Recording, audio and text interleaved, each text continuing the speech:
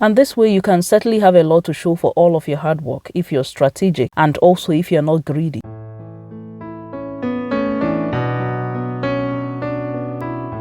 Hello and welcome to Menvic Studio. My name is Angoli Wesoku. If you're coming across me for the first time, thank you for stopping by, and to my returning viewers, thank you for all of your support. I often hear people lament that life in the UK is tough and it's all about working and paying bills, and you barely have anything left at the end of the month to show for all of your hard work. While I do not argue that you have to work very hard in the UK, I do believe that you can definitely have a lot to show for your hard work if you're strategic. I always remind myself that there might be multiple routes to get to the same destination, and that helps me to see all the possibilities which I otherwise may not have seen. For anyone who is not aware, the UK consists of Scotland, Wales, Northern Ireland and England. Whilst I live in Nigeria, all I heard about were London or areas like Manchester, but nothing much about other parts of the UK, and the rest of the UK was just basically covered in the shadows of England. In one of my previous videos, which I titled Nigerian Living in Scotland and Why I Moved to Scotland from England, I mentioned that one of the things that convinced me to move to Scotland was when I realized how much less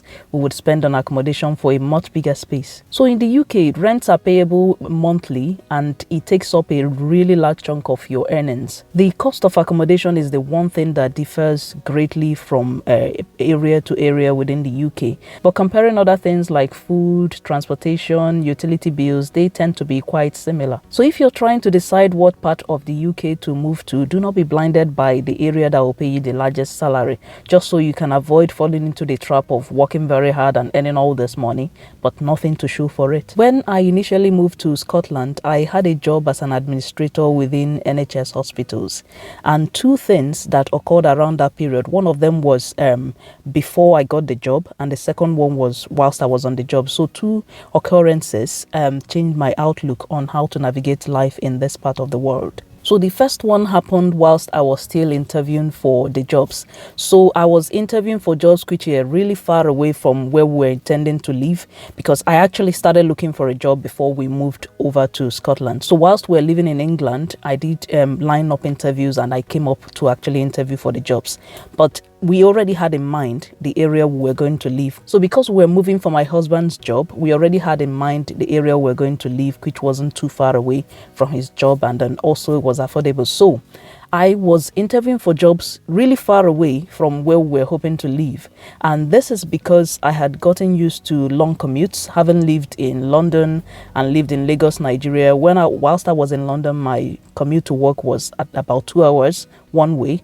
And within Lagos, even though you're trying to go to somewhere that is not far, you basically end up in traffic for a very long time. So basically, I was used to long commutes. So I was looking for a job really far and wide. On one of the days whilst I was waiting to be interviewed, there was another lady who was also waiting, and we got talking. Whilst we were talking, the lady mentioned that she was not willing to take a job which was more than 30 minutes drive away from her house. And mind you, I didn't drive at this point. And I found that statement quite strange, because I was willing to take a job which was about 2 hours commute by public transport from where we were intending to live. So, but nevertheless, I kept thinking of what the lady said, and I found that opened my mind to start dreaming of getting a job which would be close by where we're going to live. So to cut the story short, I ended up getting a job which was about 25 minutes walk away from our house, and that really did a lot, because I was walking to work, which meant I didn't pay any transportation. I ended up saving about £150 just by walking to work, and also I saved a lot of time. So all those 2 hours to and fro, which was about 4 hours in a day, which I practically wasted commuting. I mean, I did a bit of reading, but nothing serious whilst I was doing all those commute. I ended up using those time to actually put into developing myself, and which eventually helped me get a better job further down the line. Honestly, people who say it's not all about hard work but working smart, they're actually right. So there are times when it might be necessary to take a pay cut and also work less hours, just so that you can get the chance to improve yourself and better your chances of getting higher paying job. You might double or triple your salary if you get the chance to actually work on yourself. The second experience that changed my outlook on things was whilst I had started working at this job, which was 25 minutes away from my house. And this was from various conversations I had with my colleagues. So from conversations, I realized that every single one of my colleagues, they owned their own home. And mind you, this job wasn't high paying in any way, shape or form, and most of us, including myself, worked part-time. Now you might wonder, perhaps their partners or their husbands or spouses had higher paying jobs that contributed, but no, they all worked jobs that paid about the same sort of salary. So they all own their own homes, and it got me thinking, we don't really need to earn a whole lot to be able to afford our own home. I had that in mind, and we started working towards that when the time was right. So I'll give you an example of how living in a place can greatly improve your chances of building wealth. I noticed that they pay for administrative jobs within NHS employment. They are similar. So the amount I was paid whilst I lived in London and what I was paid whilst I lived in Scotland, they weren't very much different.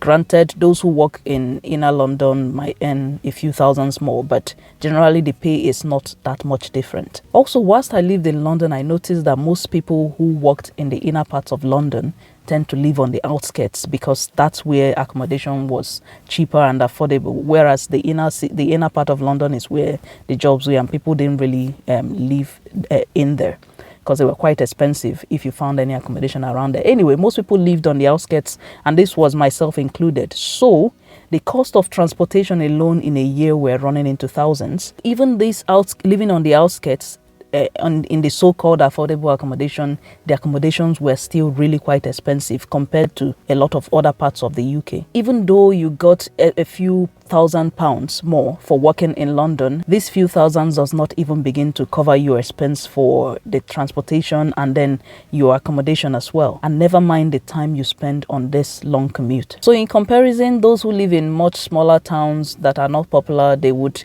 most likely have a very short commute, and then the accommodation would be at least 25% less than what you would pay in these bigger popular known cities. So whilst those in bigger cities are busy spending their salaries on long commutes and accommodations which are outrageously expensive, those in smaller towns are busy getting on the property ladder and having enough left at the end of the day to also invest and generally build up their wealth. By moving to a small town, even though we moved to Scotland, which is relatively cheaper than a lot of places in England, but also deliberately moving to a small town, we were able to save and purchase our house within a relatively short time, because we no longer had to spend an arm and a leg on long commutes and outrageous rent. I'm aware that bigger cities tend to have more higher paying jobs, but if you're serious about building wealth, do not focus on how much money you make. It is really all about how much you're able to save and invest at the end of the day.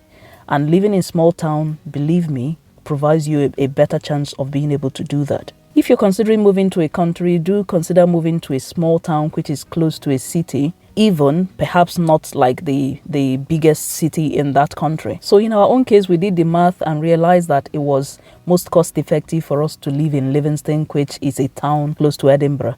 I found a job which was about 25 minutes walk from the house, like I mentioned before, and my husband walked about 20 minutes drive to Edinburgh. So this worked out to be the cheapest option for us, because renting in Livingston was significantly cheaper than renting in Edinburgh, and then me walking as well means there was no transportation from my side, also cutting down on cost. There are times when it might not be the most cost effective to live in a smaller town. For example, if both couple would have to commute long distances to work, then the cost of transportation might outweigh the benefit of paying cheaper rent. But the bottom line is to do the math. In my family, we've got budget for everything. In fact, it's not just, we don't just talk about pros and cons. We actually do write it down whenever we're trying to make decision or big decisions. We write it down, the pros and cons, and it helps us to decide which is the best option for us. So just do the math and decide on what works best for your family. But do not let the thought that living in a small town might mean nothing happening there, dead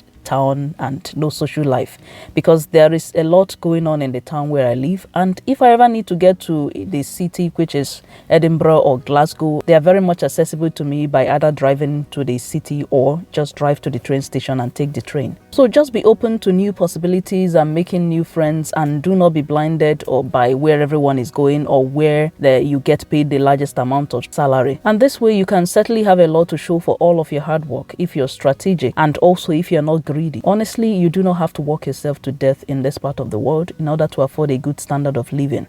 I believe that life is meant to be enjoyed, and it's not just all about working and paying bills.